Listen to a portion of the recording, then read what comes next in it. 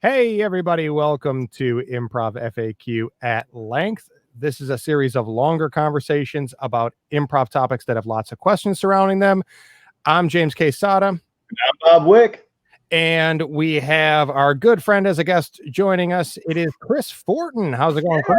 Hello. I'm well. How are you guys? Doing good, man. Doing well, man. Good to see you. Thanks for joining. Yeah, good to see you guys. Chris is a good buddy of ours in the Metro Detroit improv community. And the topic for this episode, what's the topic? Before recording is humor theory as opposed to Bob's interpretation of the text, humor therapy. No. You don't make me read things. Don't make me read things. Saying laughter is the best medicine for 45 minutes. Yeah, and that's it. No other thoughts. I push my feelings down and then I make a joke. There we go. But it's humor theory.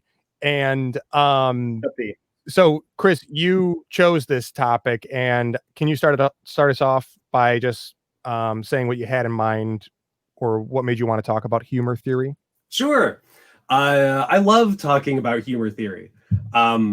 It's one of those things that we never really talk about in improv. I don't know if stand-ups or sketch people spend more time talking about it, but I don't really have that impression. We love talking about the moves that we make and the stuff that we create, but it's so rare that we go like a layer deeper or 2 layers deeper to say, okay, but why does it make us react? Why does it work? And there is, as much as I try and squash it, my engineering brain, I can't help but look at this art and just try and dissolve it into its little discrete particles to pull it out and put it in a box and look at it. And I will say right off the bat, it kills humor. The more you look at humor theory, it ruins it. It ruins comedy. It's predictable. Oh man. Yeah, well, I think that's probably the thing with stand-up and sketch or comedy writing as opposed to improv, is that if you overthink it, I think partly it's like there's a temptation to hack the system, right? And for something that's supposed to be free flowing, that is less appealing or more of a concern as a side effect as opposed to writing it. Yeah, especially for improv, any sort of extra filter of, okay, what type of humor are you doing? How is this joke working as you're saying it? It only gets in the way and prevents you from having it be more successful. But even an individual sketch, it's hard to use it as an application. The more time I've spent with humor theory, because this is a topic that I've loved for a couple years now, its greatest strength is being descriptive of humor and tone and style. It is not very well suited to generating content. Knowing how something works is very hard to reverse it and use it to create stuff. That's something that I've tried a little bit with, and it does not work well. Yeah. Or when it does work, it's unfulfilling because you're just using a formula. Yeah.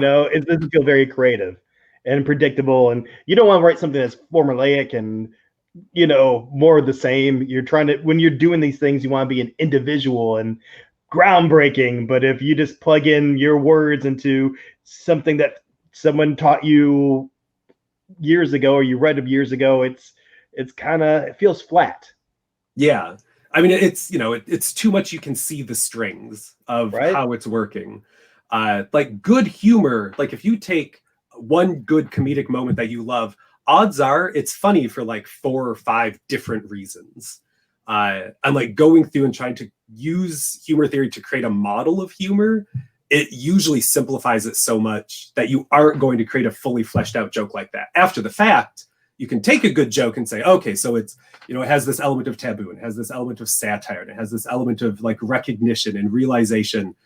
But taking those ideas and then putting it in front of the cart, no, you get one of them, and then it's like you said, it's a flat joke at that point.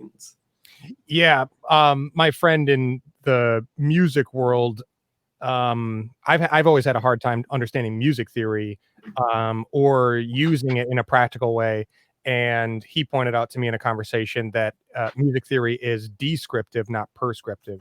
It just describes what happens consistently, more so than it's supposed to be used as a method for creation, right? Yeah. But so what you said you have been really into the humor theory for the last couple of years. Like, how did that start, and what have you gained from looking at it? It would have started, I'm sure it just would have come from starting improv, being obsessed with improv, and then just Googling whatever I could. So the humor theory Wikipedia page is actually like a very nice, clean site that's very informative. It's pretty robust. So I would have started there. Oh, hold on. I'm in a mirror.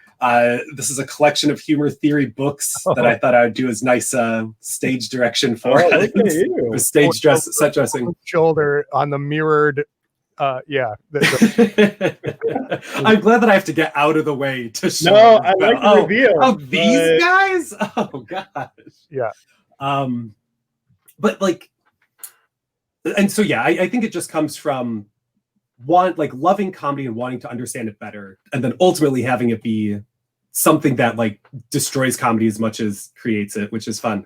But like the actual things that I got out of it, I think that it has been helpful when it comes to not necessarily creating my own material, but for acting as like a writing teacher or a director or a coach.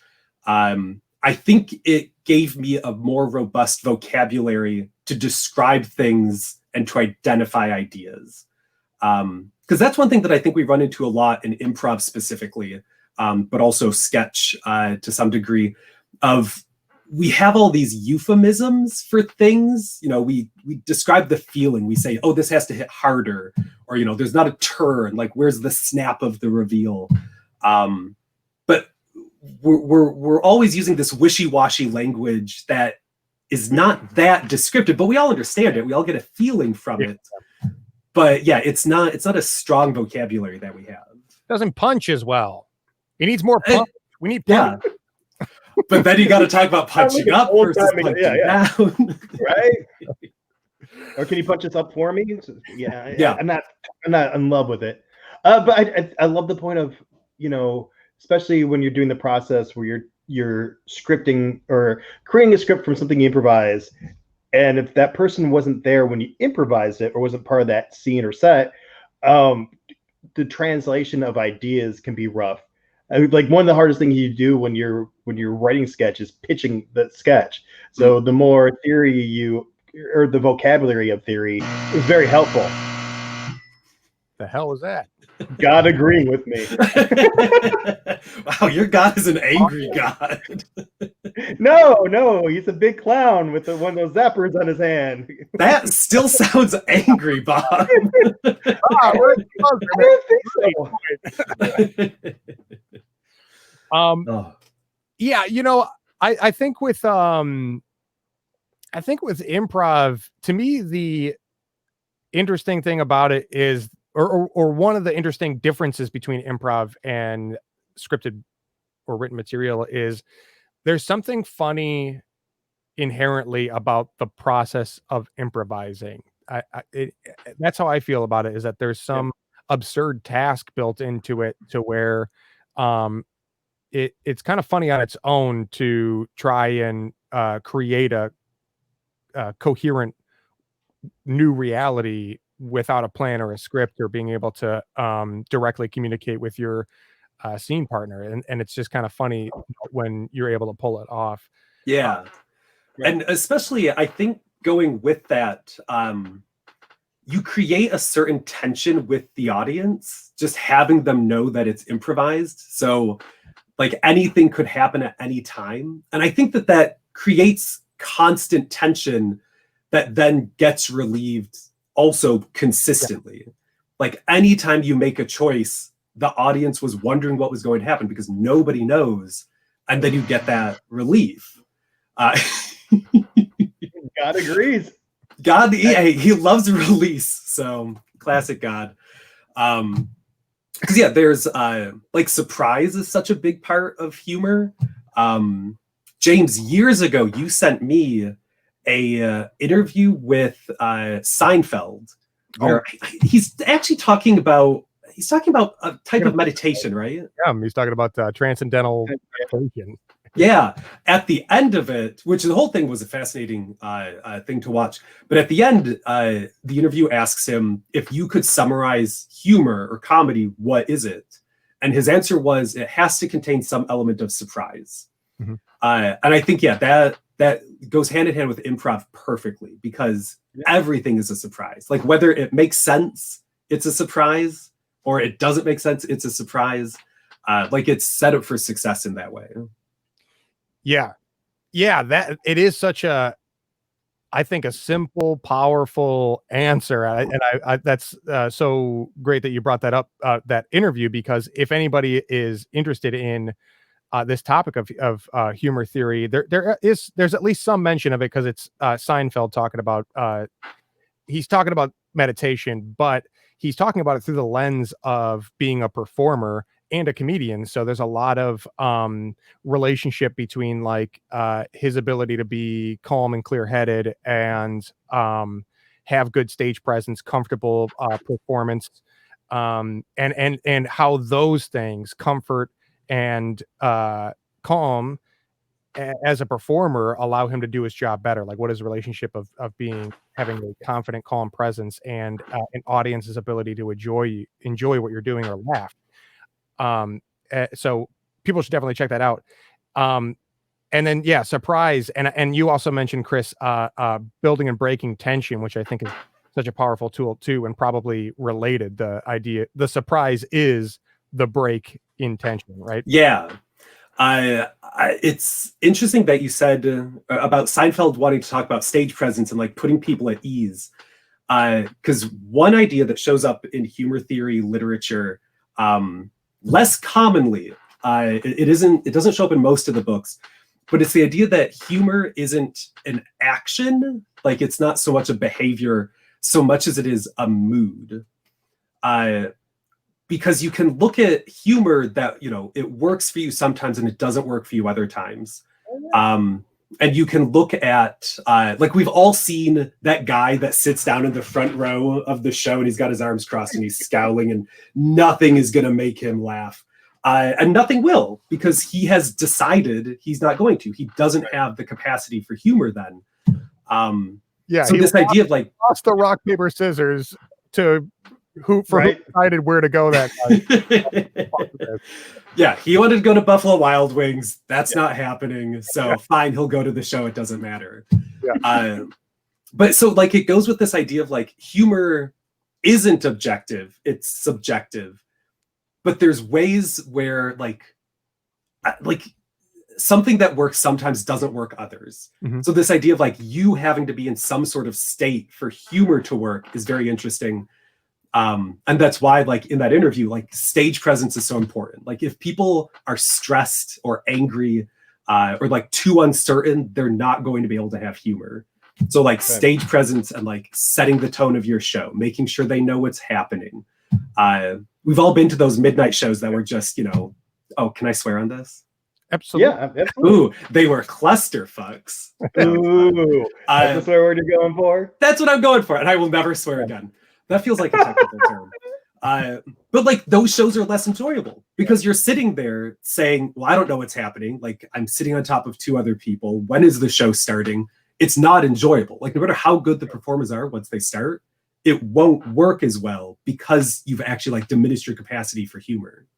This makes me think of have you guys ever heard the Tig Notaro "I have cancer" monologue or routine? Is that routine? I don't know what they call it.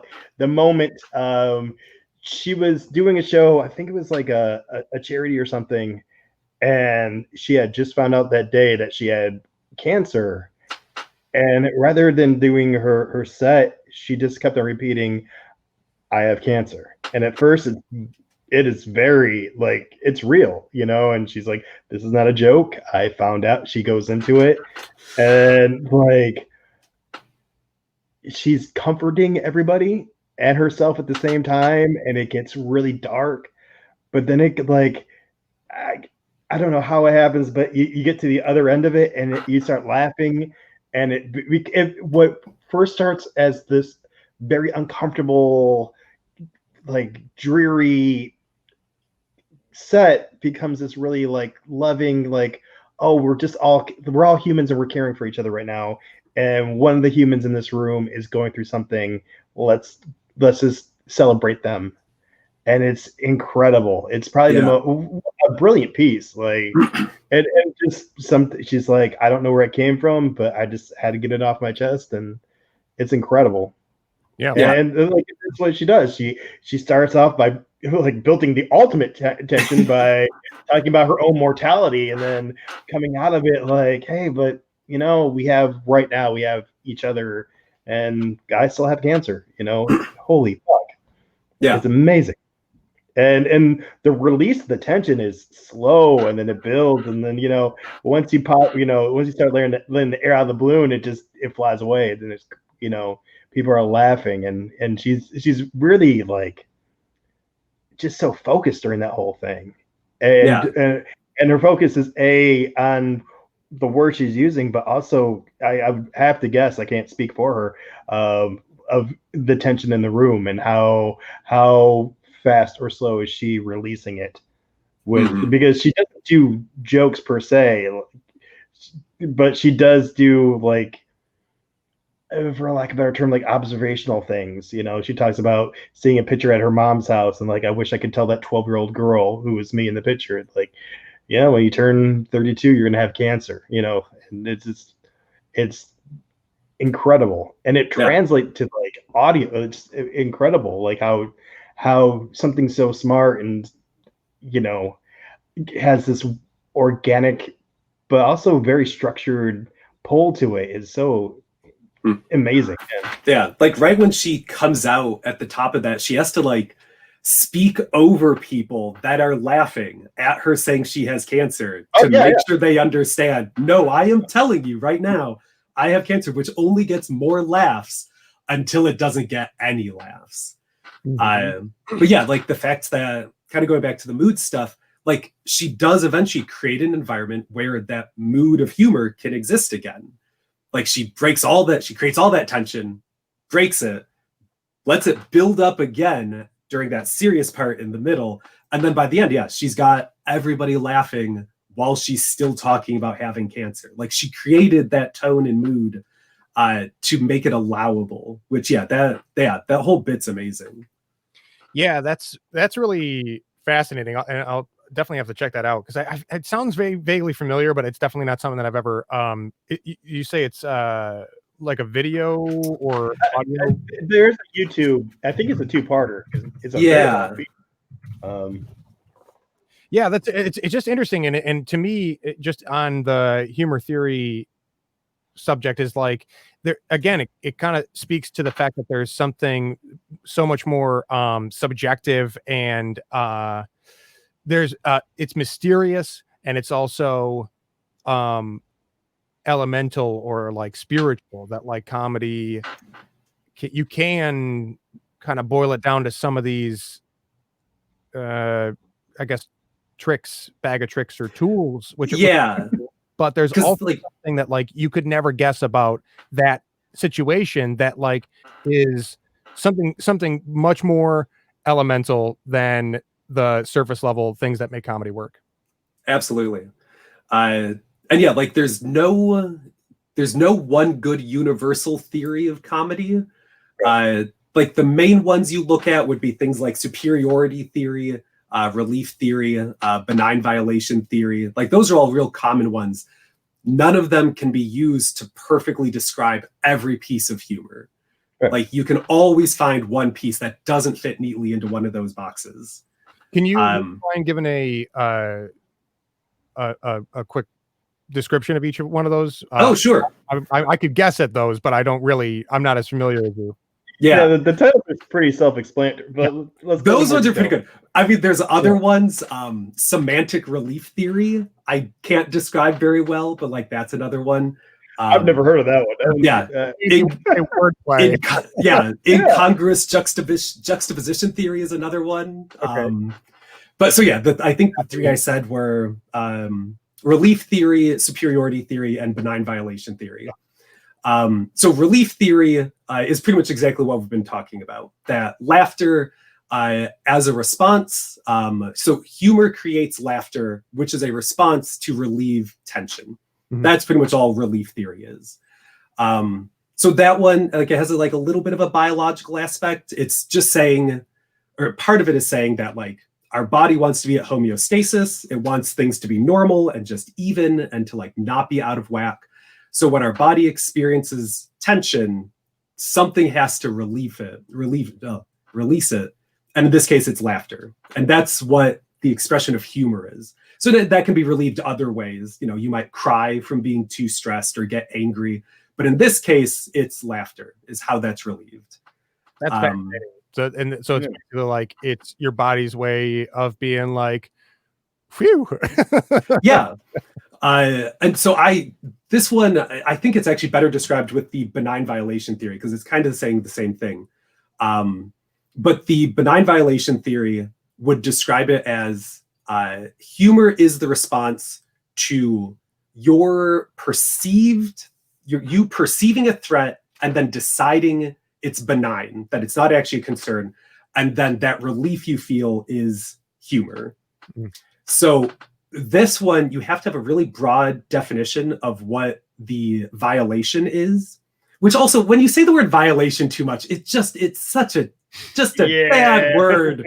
I wish it was named something else. Yeah. They didn't name that in 2020. It's really set up for this. It's got to get rebranded. Armed threat. Yeah. So the threat or the violation, it's not necessarily a physical thing, but it's more a violation of your preconceived notions. It's some belief of how the world works or how things should operate. That is violated, something works against it. But then you look at it and you say, oh, no, this is fine. This doesn't matter. And then your brain being like, oh, okay. So, well, you got worked up, but nothing is happening. And then that relief is the humor. Oh. And so like a good example, a good exception that proves the rule that goes with it is like some people are very comfortable making religion jokes, let's say something on taboo topics. There are people that will never laugh at a joke about their religion because that violation is never benign, that it's too serious to joke about. You cannot create a benign violation for that topic. And that goes back to taboo stuff. Yeah, I was gonna say that's probably about like, heavy subject matter too, like anything from religion to violence, Yeah. And that helps explain why taboo humor is such a big part of humor. We talk about taboo stuff all the time, and especially like when we talk about low-hanging fruit humor, or like lowest common denominator humor. Like if you look at shock jocks, taboo humor is so big a part of it because it's so easy. Like we could all say something so shocking right now that would get a laugh, probably not a real laugh, and you'd probably regret saying it, but we could all get laughs right now from saying something shocking. Yeah. And that is not me just baiting you. Well, I mean, is it a real laugh or just an audience reaction? Right. It sounds very similar to a laugh. Like, is it real humor? Yeah. Or is it just you get a reaction? Which that's a whole other thing that we can bring up. But I do want to describe the third theory that we brought up, which was superiority theory. If you go back to a lot of humor theory stuff starts from a philosophical perspective more than like a societal or like even like a neurochemical perspective. And if you look at old Greek philosophers, every humor theory book starts with old Greek philosophers. Superiority theory is the first one that gets discussed, and it pretty much means I'm going to laugh at something bad happening to other people. And that's all superiority theory is. And we still love it. Yeah. Like you watch any like Big Bang Theory, like any super popular comedy, it is all superiority theory. It's all status humor. It's us laughing at people. It's us disliking other people. And it works. That's another one. Despite our baser instincts, or maybe because of them, that works. We love laughing at other people. Oh yeah. So that at least it's not me, Yeah. Yeah. I mean, yeah, it's Schadenfreude. It's us enjoying something. It's the classic. Oh, this is also a cliche that shows up in most humor theory books. Man getting hit in football, hit in groin with football. Mm-hmm. We laugh at that. That is something it is a cliche in comedy, and it's only laughing at someone getting hurt. Yeah. Well, and again, I think you mentioned this near the beginning, Chris, but like a lot of things, instances of comedy are have multiple things going on because also with a guy getting hit in the balls with a football, there also has to be like a benign threat thing element to it too, because if we think that he's seriously injured, then it will be less funny. And if it's an injury that's gonna just hit hard and then be easy enough fade away, yeah. It's we're not gonna laugh at a guy who gets hit in the balls with an axe because oh my god, Yeah. Well, maybe unless a little bit. If you set your expectations, if you were doing a thriller horror film, you absolutely could have someone get axed in the groin and get a laugh out of it. Yeah. But that's going back to like, because of your circumstances, because of like the situation you've created, then we have explained that it's a benign violation again. Well, yeah, because it's also a fiction, right? Yeah. Right. There was, I guess is what that is. Yeah. Yeah. Like knowing things are humor is important. There was, I went to see a show at the, was it the Arcade Theater? No, what's the smaller theater in Chicago? The Magnet? No, that's in New York. Yeah. There's like PH7 and Playground. No, bigger than those. Not IO, not Too Much Light Makes the Baby Go Blind. No, it's still a specifically comedy theater. What is it called? Okay. The Annoyance. Okay. Yes, I wouldn't call that a small one. Oh, I'm so sorry. Just not one of the giant ones, but yes, it's a very big theater. I was there around the holidays and I saw a holiday show. And I was like, oh, cool. We do holiday shows in Detroit. I'd love to see how other people do it. And I got there, like I was taking an Uber from another one of the theaters. And I was like 2 minutes late, so I missed the very beginning. And it was a Rudolph the Red-Nosed Reindeer show.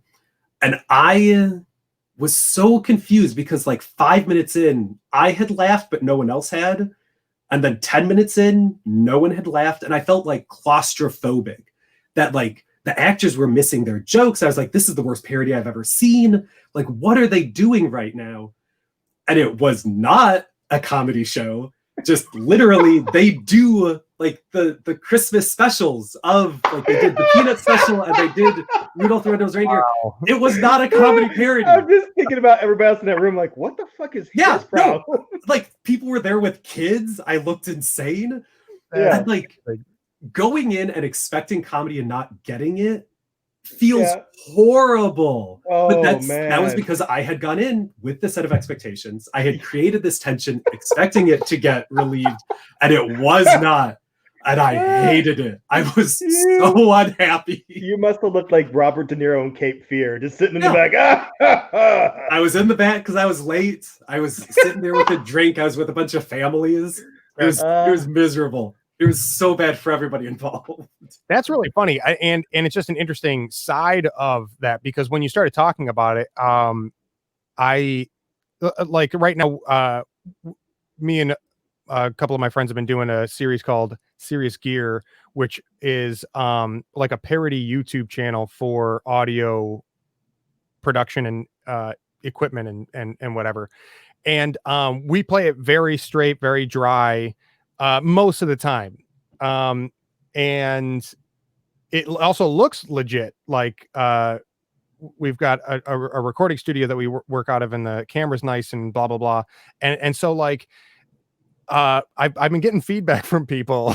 It's like sometimes people aren't sure that it's comedy. There's a video where you put a box over your head to get the perfect sound. Yes. There'll be comments that are like, this can't be serious. James, I will give you a data point. I watched that entire video. I was so uncertain if I was supposed to be laughing or not. Wow. Until finally, when you put it over your head, I was like, all right. Yeah. Okay. and so as we're going along, we're like, that idea of like whether or not to expect comedy is becoming important to us, and we're like, okay, once people know it's comedy, that seal is broken, and anyone who sees one video and likes it will then approach the rest of the videos expecting comedy, and it can be kind of tough to like lose audience if they're like, this doesn't seem helpful. Yeah. Yeah, then you're getting bad reviews, bad comments. It's like, no, we are doing it. Yeah. So that's kind of what like the direction I was anticipating when you brought that up. But it's also funny, like how easily you can take something that's meant to be serious as comedy. Like if you go into a movie being told that like, this is one of those that's so bad it's good, it doesn't matter how sincere the effort is to make a good movie, or if that is even true. You could probably do a case study where you told, half the people that it's so bad it's good, and then the other people that like, this is actually a pretty good film, just wondering if it's a 6 or 7. That brings up a great point where like humor obviously means something to us individually. Like everyone has a very personal relationship with humor, but humor also has a very powerful like societal function. So like the example you were just saying of like, let's tell some of the people in this room that this movie is so bad it's good, and they're going to be laughing at it. Anyone that hasn't been told that, they're going to be sitting there wondering, did I miss something? Like what am I not getting right now? And they might start laughing along, right? Because that's what you do. Like we've all been in the back of a quiet house and laughed really loud and really hard to let people know they're allowed to. Yeah, give them permission to laugh. Yes. Yeah. Like us laughing at something, the fact that it's audible, the fact that it's not just something we do internally, that means that we're using it to communicate information to other people. Right. So like when I laugh at a joke, I'm probably saying a couple things, but by and large, I'm probably saying I understand this. Like I get it. I'm probably also communicating that I'm relaxed, because you don't laugh if you're not relaxed. But yeah, I'm telling the people around me something has happened and I have noticed it. Aha. So if other people are laughing and you aren't laughing, it's why we always wonder, like, oh no, I didn't get that joke. Why am I so dumb? Right. Yeah. And just as a practical application in improv or sketch, anything that has a host, you can also set the tone at the top of it, by inviting people to laugh. Sean Hanlon, at the top of Planet Ant shows, and Planet Ant does more of a mix of drama or tragic, darker subject matter here with certain shows, and then they'll do sketch comedy and comedy plays and stuff. And I just thought it was really a great thing that he does at the top of a comedy show, just be like, hey everybody, this is a comedy, so feel free to laugh. Right. And feel free to laugh out loud. Yeah. Like just because the person next to you isn't laughing, you can still laugh. Let's do that. Yes, perfect. It's examples. Yeah. There was a show that still exists online, True Colors. But when it was a live show, there was a version of it where we would have guest troops play. And one guest troupe that we had a couple times was a group of younger people, like late teens, early 20s.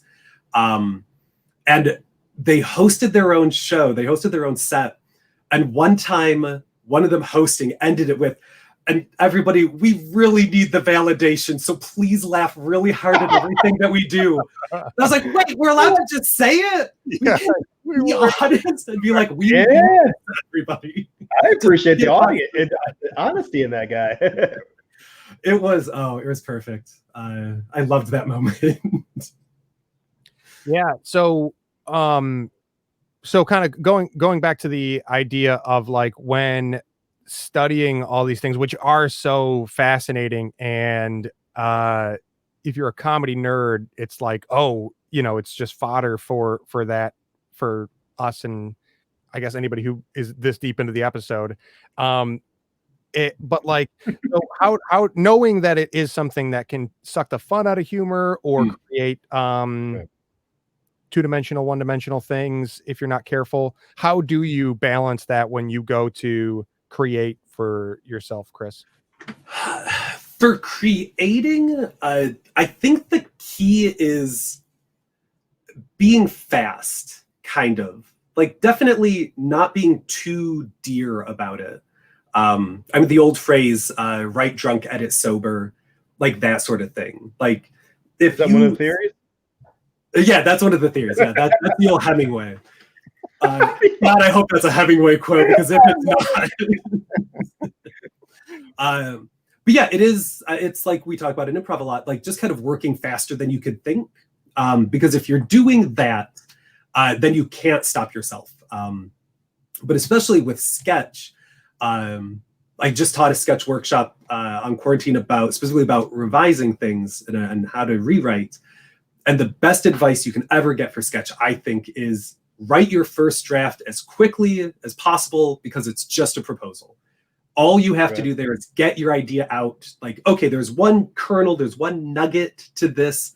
That's what your second draft is for. And then that's where you might start looking at it more of like, okay, let's kind of look at this for tone. Let's look at this for style. What kind of sketch is it? Maybe you're going to apply more of a more investigative lens on that. But yeah, for actually just creating stuff, like, just get it out there. Just get something on paper. Just get a scene started. Don't worry about looking at it and how you generated it until later. Because yeah, like, I would sit down when I took my first sketch class. It took me 4 hours to write my first draft of any sketch, which is miserable. You did it. I mean, I got there. I also love technical accuracy, and Pete Jacobs was my teacher. And I was like, God, it takes so long to write sketches. He's like, why? And I was like, oh, all the research you have to do for your technically accurate sketch. And he's like, no, just don't. I mean, it is no. like, or like naming things. You're like, what's a good name for a fake company? Yeah. Like, or that's a placeholder, and you just write, Fart Incorporated. And then that never gets changed, and that's what's in your final draft. Yep. I think it's really great advice, because so many people, like, man, procrastination is like a creativity killer. So if you can just get the main chunk down on paper, it's so much easier to revise than to write the thing out. So if you just sit down, like, just spew everything you got onto your laptop, and then go back and see what needs to be fixed, if anything. Most likely, yes. It's so much easier. Oh yeah, and like, every great sketch can be summarized in 1 or 2 sentences. Like, if you write your first draft and you cannot describe what's happening that simply, you are not writing a sketch. Like, maybe you're writing a novel or something, but even then, like, if you have too many competing ideas, it's not anything. Your second draft is going to cut it down to one idea anyway. Yeah. And I think I'm going to make another music comparison. But in music, the equivalent would be when you go to mix and make your mixing and editing for a song. Enough with your technical mumbo jumbo. And some people get like really, really tedious about like fine tuning these little aspects. And I was actually just watching a video that was recommending pretty much exactly what you're saying, Chris, which is to kind of just like shoot from the hip and really trust your instinct. And don't spend more than a couple of minutes on like one instrument or one aspect before you move on to another, because otherwise you're gonna lose yourself. You're gonna be in the weeds. Just again, trusting your gut, and the music way of saying that is, if it sounds good, it is good. If it sounds good, it is good. is the thing to keep in mind. And for comedy, it's like if it's funny to you, it's funny. It's funny, you know? Yeah. And yeah, I think like going along with that, like I was saying before, like using humor theory to generate ideas is very hard. The best thing that can probably come out of it is being able to look at the humor you like and maybe put some names to things. But I was talking to Chris Peterson earlier in quarantine, and he said, I wish I could say it exactly because he said it was a very nice sentiment.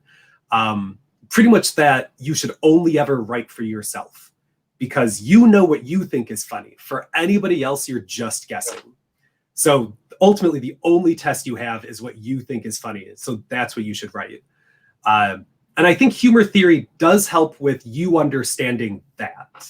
Yeah. Like by being able to be more exact in how you describe comedy, you do create a better awareness of the type of stuff you like and the type of stuff you don't like.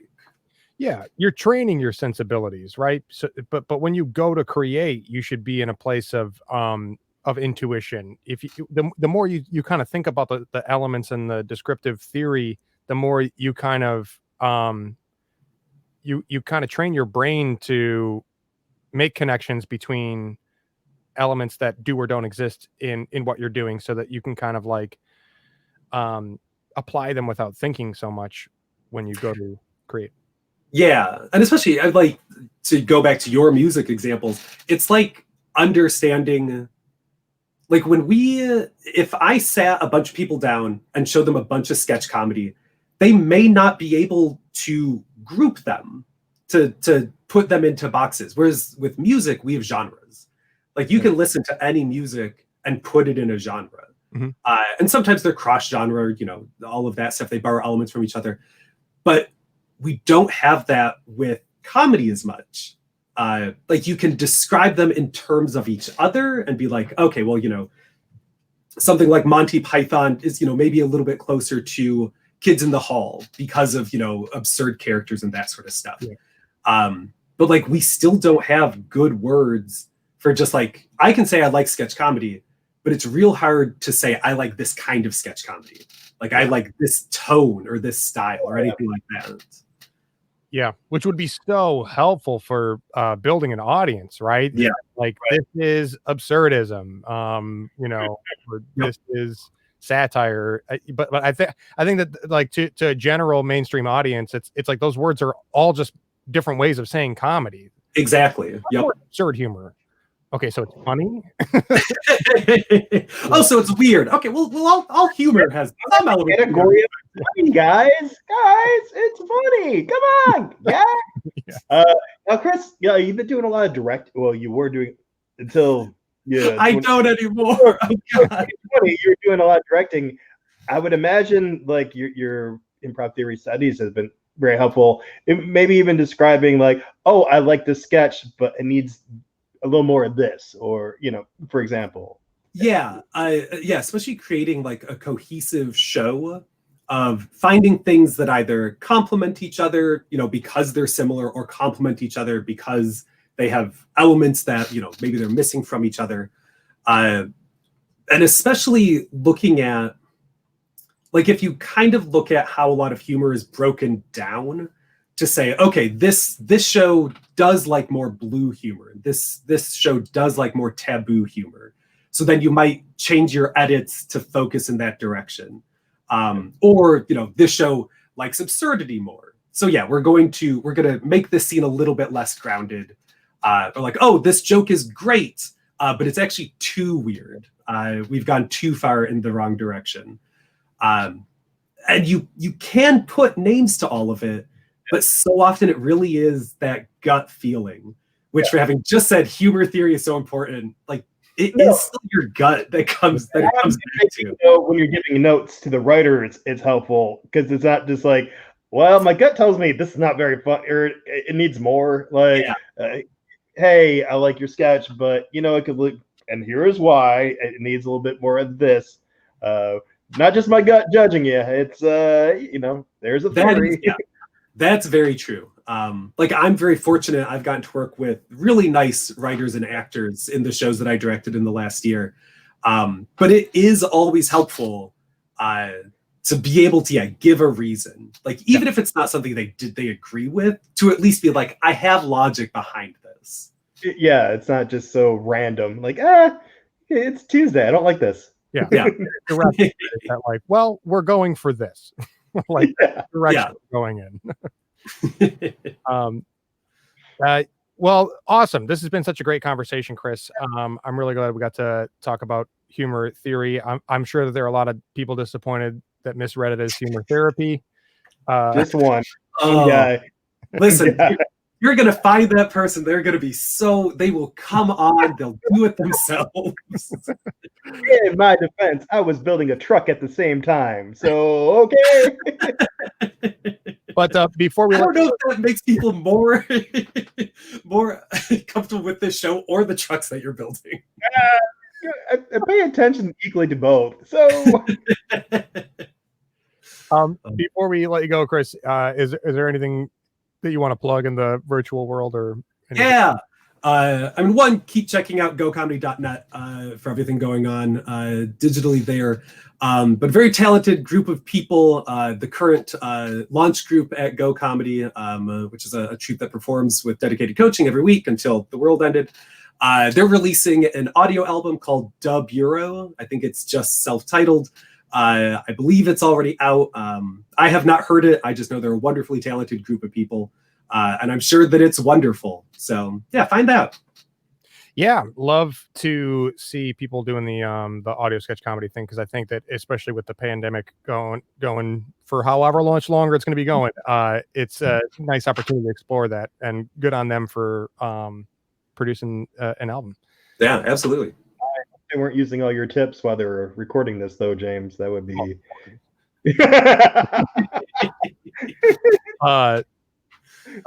Okay, we will leave a link to the Bureau in the description. Chris, thanks again for joining. For all things Improv FAQ, you can check us out on YouTube, where you'll find the most current, up-to-date content. You can also find content on Facebook and Instagram. And if you have any suggestions for topics or guests, you can email us at improvfaq@gmail.com. And thanks again for joining. We'll catch you next time on Improv FAQ at length. Bye. Thanks. Bye.